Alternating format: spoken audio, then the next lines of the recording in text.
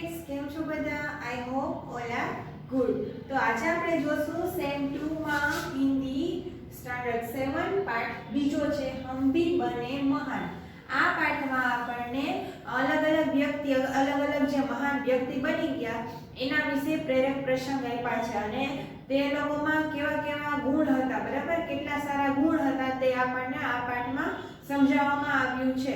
તો આપણે આજે આ પાઠ સમજીએ પહેલા પાઠના આપણે તો શબ્દાર્થ જોઈએ. શબ્દાર્થમાં પહેલું છે નુકસાન. નુકસાન એટલે કે થાય હાનિ, બરાબર. ખ્યાલ છે એનું એટલે થાય વિચાર, બરાબર. ખ્યાલ એટલે થાય વિચાર. સ્વયંસેવક એટલે થાય અપને આપ સેવા કરને વાલા, જેને કહેવું ન પડે, પોતાની જાતે જ સેવા કરે. નિયુક્ત એટલે કે કામ પર લગાયા હુઆ, જેની નિમણૂક કરવામાં આવે છે એ. કર્તવ્યભાર એટલે થાય ઉચિત કામ કી જિમ્મેદારી, બરાબર, જેને જવાબદારી આપવામાં આવેલી હોય છે એ. પ્રયાસ એટલે થાય પ્રયત્ન. સદસ્ય એટલે કે થાય સભાસદ. ભેદભાવ એટલે થાય વ્યવહાર में અંતર, ભેદભાવની નીતિ, બરાબર, એ આપણે બોલતા હોઈએ છીએ એ. પ્રસિદ્ધ એટલે થાય વિખ્યાત, જેની નામના હોય છે, પ્રસિદ્ધ હોય છે એ. અલ્પાહાર એટલે કે નાસ્તો, બ્રેકફાસ્ટ, બરાબર. રહસ્ય એટલે થાય ગુપ્ત ભેદ. ખજાના એટલે થાય ધન ભંડાર. જાંચ એટલે થાય પરીક્ષણ. હરામખોર, હરામ કા માલ ખાને વાલા. અમીર એટલે થાય ધનવાન, પૈસાદાર, બરાબર. પુરખા એટલે કે પૂર્વજ, આપણા પૂર્વજો હોય એને આપણે પુરખા પણ કહી શકીએ, બરાબર. એમાં પહેલો પ્રસંગ આપણને આપ્યો છે પાઠમાં કર્તવ્ય, એ સમજીએ. मेले में सब खिलौने ले रहे थे तब नरेंद्र नामक एक लड़के ने 2 रुपये का एक शिवलिंग खरीदा. अब भी उनके पास एक चवन्नी बची थी. एक लड़के को रोते देखकर नरेंद्र ने उसे पूछा, क्यों रो रहा है? लड़के ने कहा, मेरे पास एक चवन्नी थी, कहीं गिर गई. अब मेरी माँ मुझे बहुत पीटेगी. આ પેરેગ્રાફમાં એવું કહે છે કે મેળામાં બધા બાળકો છે એ રમકડા ખરીદી રહ્યા હોય છે. એમાં નરેન્દ્ર નામનો એક છોકરો હોય છે, એને 2 રૂપિયાનું એક શિવલિંગ ખરીદ્યું. अब भी उसके पास एक चवन्नी बची. चवन्नी એટલે કે 4 આના પાવલી, જેને આપણે પાવલી કહીએ છીએ, બરાબર. એની પાસે હજી પણ એક પાવલી વધી હતી. એક લડકે को रोते देखकर नरेंद्र ने उसे पूछा, એક છોકરો રોઈ રહ્યો હોય છે અને નરેન્દ્ર પૂછે છે કે તું કેમ રડે છે? તો એ છોકરો એવું કહે છે કે મારી પાસે એક પાવલી હતી, મારી પાસે એક પાવલી વધી હતી, મારાથી ક્યાંક પડી ગઈ છે અને જો હું ઘરે નહીં લઈ જાઉં તો મારા મમ્મી મને બહુ ખીજાશે, મને બહુ મારશે. कोई बात नहीं, ये लो चवन्नी, यह कहकर नरेंद्र ने अपनी चवन्नी उसे दे दी और आगे बढ़ गया. નરેન્દ્રએ શું કર્યું, એની પાસે જે પાવલી વધી હતી એ ઓલા છોકરો જે રોતો હતો એને આપી દીધી કે હાલે તું આ મારી પાવલી રાખ, અને એમ કહીને એ આગળ નીકળી જાય છે. अभिनरेंद्र कुछ ही दूर गया होता है तब सामने से एक मोटर आती दिखाई दी. एक छोटा सा बच्चा उस मोटर से बिल्कुल बेखबर चला जा रहा था. नरेंद्र ने झपट कर उस बालक को खींच लिया. શું થાય છે, એ આગળ જાય છે તો એક છોકરો ચાલ્યો જતો હોય છે, સામેથી મોટર આવતી હોય છે જે ઓલા છોકરાને ખબર હોતી નથી. તો નરેન્દ્રએ ઝડપથી દોડીને એ છોકરાનો હાથ ખેંચીને એને સાઈડ પર લઈ લીધો, બરાબર. एक पल की देरी होती तो वह बालक मोटर के नीचे आ जाता. इस झपटने की क्रिया में नरेंद्र के हाथ से शिवलिंग छूटकर गिर गया और टूट गया. હવે જે છોકરાને બચાવવા માટે જાય છે, બરાબર, એમાં થોડીક જો વાર લઈ ગયો તો એ મોટર છે એ છોકરા સાથે અથડાઈ ગઈ હોત. જો આમાં થોડીક વાર લઈ ગયો તો એ છોકરાનો જીવ પણ જઈ શકતો હતો. તો આ જે ક્રિયા થાય છે એમાં નરેન્દ્રના હાથમાં જે એને શિવલિંગ ખરીદ્યું હતું મેળામાંથી, એ ઓલા છોકરાનો હાથ ખેંચે છે તો એ શિવલિંગ પડી જાય છે. इस दौरान इकट्ठे हुए लोगों में से किसी ने कहा, बेचारे का नुकसान हो गया, कितने चाव से खरीदा था शिवलिंग. એટલે જે ભીડ જમા થઈ હોય છે, આ જે એક્સિડન્ટ થવાનો હોય છે અને બચી ગયા, એમાં જે ભીડ જમા થઈ છે, બરાબર, એમાંથી કોઈક બોલે છે કે આ જે નાનો છોકરો છે એને કેટલા પ્રેમથી, પોતાને લગનથી કે એને કેટલો ઉલ્લાસ હશે, કેટલો આનંદ હશે, એને જે શિવલિંગ ખરીદ્યું હતું એ હવે પડી ગયું ને તૂટી ગયું, તેને કેટલું દુઃખ થશે. यह सुनते ही नरेंद्र ने कहा, इससे क्या, इस बालक की जान बचाना मेरा पहला कर्तव्य है. તો આ સાંભળતા સાથે નરેન્દ્ર શું બોલે છે કે મારું શિવલિંગ પડી ગયું, બરાબર. એના કરતા આ બાળકની जिंदगी, आ बालकनी जान વધારે મહત્વની હતી. वस्तु से भी व्यक्ति का जीवन ज्यादा महत्वपूर्ण है, मानवता सबसे ऊपर है. बचपन से ही ऐसे ख्यालात रखने वाला नरेंद्र आगे चलकर स्वामी विवेकानंद के नाम से प्रसिद्ध हुआ. એવું કહે છે કે વસ્તુ કરતા વ્યક્તિનું મહત્વ વધારે છે, માનવતા સૌથી શ્રેષ્ઠ છે.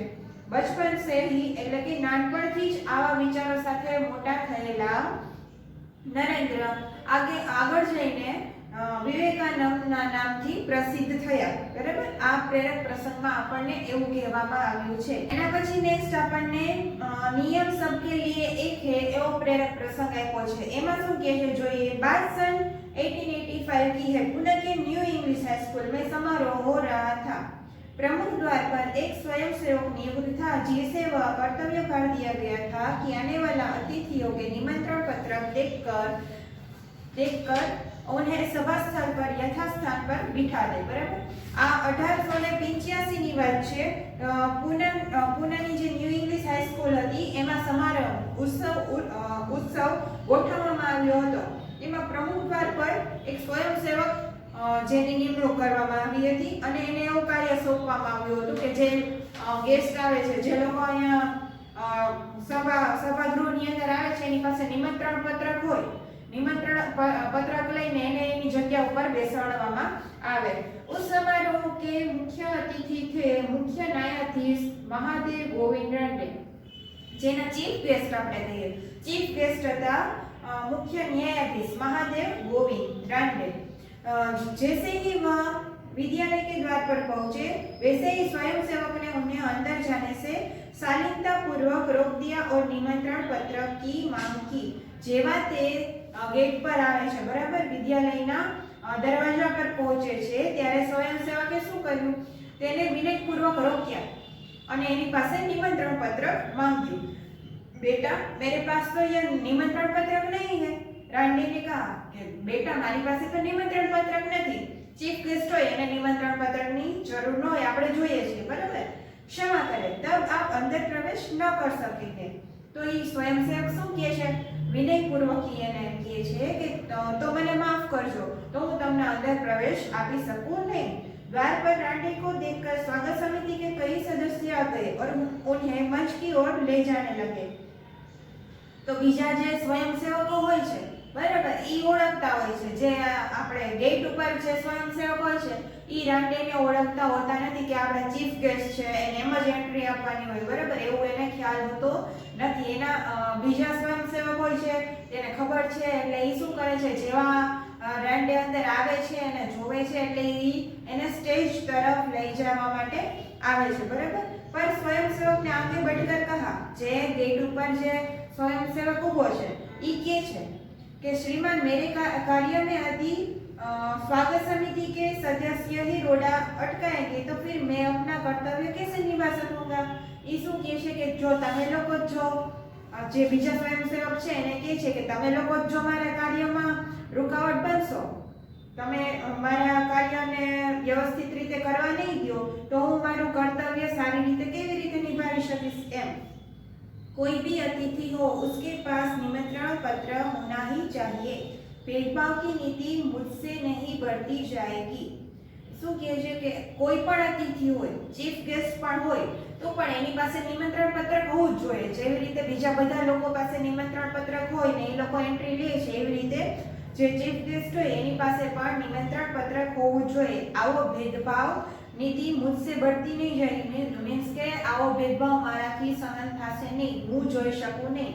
यह स्वयंसेवक आगे चलकर गोपाल कृष्ण गोखले के नाम से प्रसिद्ध हुआ और देश की बड़ी सेवा की.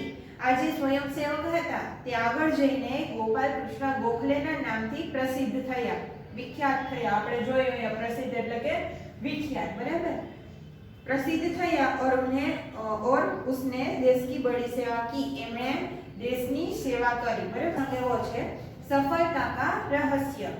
अंडर 14 क्रिकेट टीम के कप्तान के रूप में एक लड़का अपनी टीम के साथ क्रिकेट मैच खेलने के लिए अहमदाबाद में आया था. 14 वर्ष से नीचे जे टीम ક્રિકેટ રમતી હોય અને અંડર 14 ક્રિકેટ ટીમ તરીકે ઓળખવામાં આવે છે, બરાબર। એ લોકો ક્રિકેટ રમવા માટે અમદાવાદમાં આવે છે।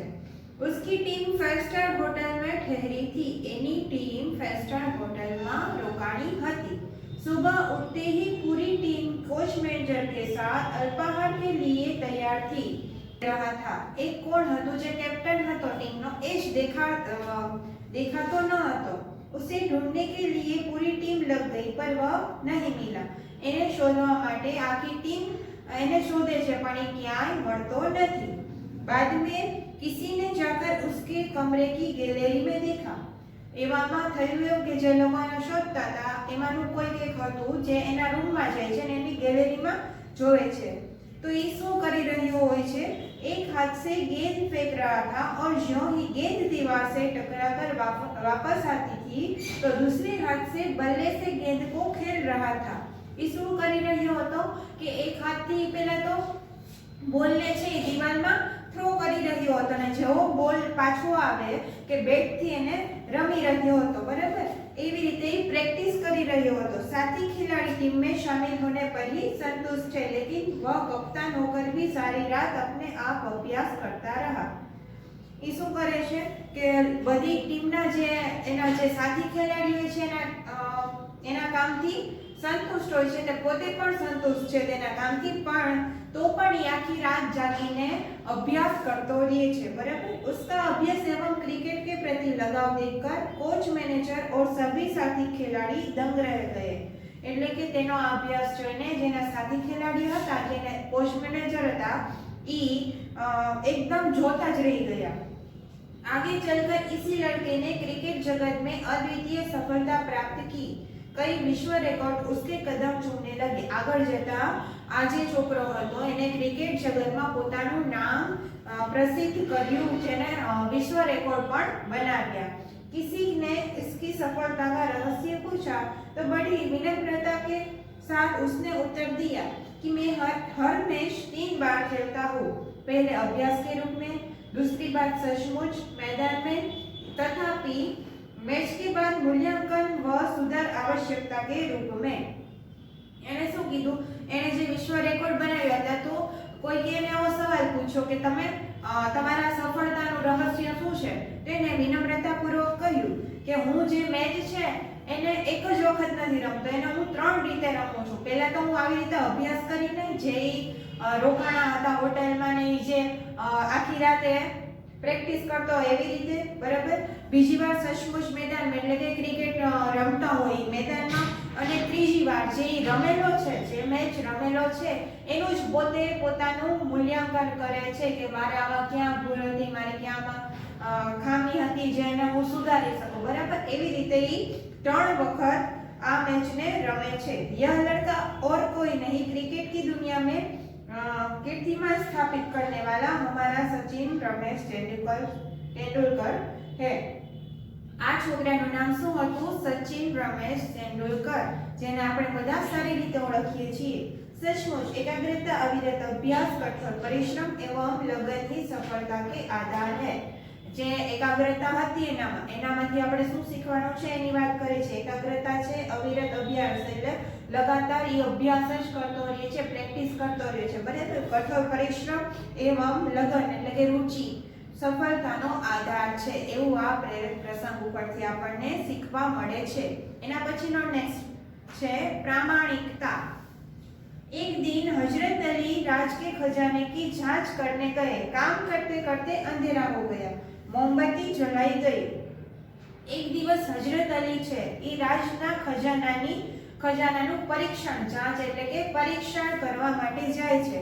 કામ કરતા કરતા રાત પડી ગઈ, બરાબર। રાત પડી ગઈ એટલે એને મોમબત્તી એટલે કે મીણબત્તી જલાવી પડી। थोड़ी देर बाद 2 सरदार अपनी निजी काम के लिए उनके पास आए।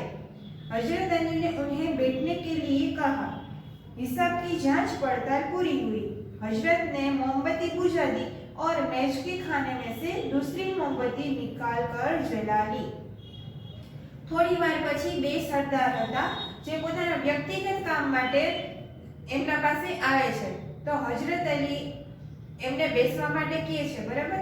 અને હજરત અલીએ શું કહ્યું કે જે રાજકાજની જે એને મીણબત્તી હતી એ બુઝાવીને એના ટેબલમાં રાખી દીધી અને એમાં જે બીજી મીણબત્તી હતી એ કાઢીને પ્રગટાવી। सरदारों को यह देखकर बड़ा आश्चर्य हुआ। हजरत अली ने एक मोमबत्ती बुझाकर दूसरी क्यों जलाई, यह सरदार के समझ में नहीं आया और एक सरदार ने बड़ी विनय से हजरत अली से पूछा। एना આવી રીતે કર્યું એટલે જે સરદાર બે આવ્યા હતા એને એવો સવાલ થયો કે આવું હજરત અલીએ શું કામ કર્યું, બરાબર। हजरत अली बोले, भाई अब तक मैं राजकाज का काम करता था इसलिए राज की मोमबत्ती जला रखी थी, अब जब निजी काम शुरू हुआ है इसलिए मैंने अपनी मोमबत्ती जला ली, नहीं तो मैं चोर या हरामखोर कहलाता। हर एक आदमी को चोरी और हरामखोरी से बचकर चलना चाहिए, चाहे वह अमीर हो या फकीर। तो हजरत अली શું જવાબ આપે છે કે હું અત્યાર સુધી રાજકાજનું કામ કરતો હતો, એના માટે મેં રાજકાજની મીણબત્તી જલાવેલી રાખી હતી, પ્રગટાવેલી રાખી હતી। હવે આ મારું વ્યક્તિગત કામ છે એટલે હું મારી મીણબત્તી પ્રગટાવું છું, બરાબર। એવો એને જવાબ આપે છે। જો હું એવું ન કરે તો હું ચોર અથવા તો હરામખોર કહેવાત અને બધા જે વ્યક્તિ છે એને ચોરીને હરામખોરીથી બચવું જોઈએ, ચાહે पैसा वाला होय के गरीब होय। देखने में तो यह बहुत छोटी सी बात लगती है पर है बड़ी महत्व की। अब हम आजाद हो गए हैं। राजकाज का काम तभी अच्छी तरह से चल सकता है जब लोगों में इस तरह की प्रामाणिकता हो। अब આપણે આઝાદ થઈ ગયા છીએ પણ રાજકાજનું કામ તો જ સારી રીતે સફળ બની શકે કે આપણે પ્રામાણિક હોઈએ, નહીતર તો ઘણા સરકારી કર્મચારીઓ હોય આવી રીતે જે પ્રામાણિક હોતા નથી, બરાબર, ભેદભાવ રાખે છે, એવી રીતે લાંચ લે છે, એ બધું કરવું જોઈએ નહીં, બરાબર। हमारे पुरखों ने कहा है, माँ वृद्धः कस्य स्विदधनम, किसी के धन माल की लालसा मत करो, यह मनुष्य के लिए सबसे बड़ी सीख है। આપણા જે પૂર્વજો હતા એને એવું જ કહ્યું છે કે કોઈના ધન માલની લાલસા એટલે કે લાલચ કરવી જોઈએ નહીં। આપણા પાસે જેટલું છે એમ આપણે સંતોષ માનવો જોઈએ। આપણી જે વસ્તુ છે આપણા કામ માટે જ્યારે જરૂર પડે ત્યારે તેનો જ ઉપયોગ કરવો જોઈએ, બરાબર છે। નહીતર એ નાનામાં નાની વસ્તુ છે એ પણ આપણે શું કે હરામખોર કે ચોરી કરી હોય એવું આપણે કહી શકીએ, એવું આપણે કરવું જોઈએ નહીં। આપણું કામ હોય તો આપણે એમાં આપણી જ વસ્તુનો યુઝ કરવો જોઈએ, બરાબર। કોઈના ધનની આપણે લાલચ રાખવી જોઈએ નહીં। यह मनुष्य के लिए सबसे बड़ी सीख है। આ મનુષ્ય જાત માટે સૌથી મોટી શીખ છે, બરાબર। એવું આ પ્રેરક પ્રસંગમાં કહેવામાં આવ્યું છે। અહીંયા આપણે આપણો બીજો પાઠ પૂર્ણ કરીએ છીએ અને આની પીડીએફ મેં તમને મોકલી દીધી છે, એ તમે આ નોટબુકમાં લખી લેજો, બરાબર છે। તો આપણે આ પાઠમાંથી આ જે ગુણ છે બધામાંથી એ ગોપાલ કૃષ્ણ ગોખલે છે એનામાં જે ગુણ હતા, સચિન તેંડુલકરમાં જે ગુણ હતા, બરાબર છે, પ્રામાણિક છે, આપણે નીતિ સાચી હોવી જોઈએ, આ બધા ગુણોનું આપણે આપણા વ્યવહારુ જીવનમાં ઉપયોગ કરવો જોઈએ। આ પાઠ ઉપરથી આપણને એ શીખવા મળે છે। તો આપણે આવા જ વિડીયો સાથે ફરી મળીશું।